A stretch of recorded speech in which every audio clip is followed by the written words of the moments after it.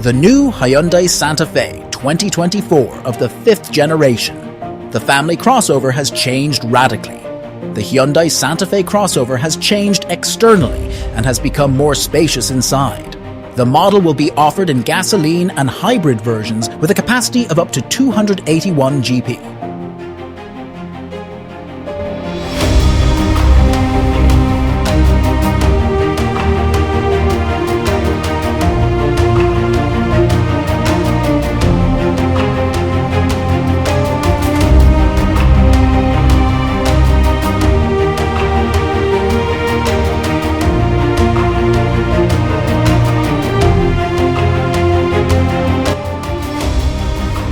Hyundai Santa Fe 2024 design.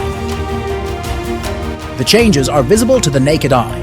The new Hyundai Santa Fe surprised with a clumsy design with vertical rear roof racks. It has a tall hood, flared wheel arches, an illuminated grille, and original H-pattern headlights and taillights. In addition, the Hyundai crossover has grown somewhat in size. Hyundai Santa Fe 2024 interior and equipment.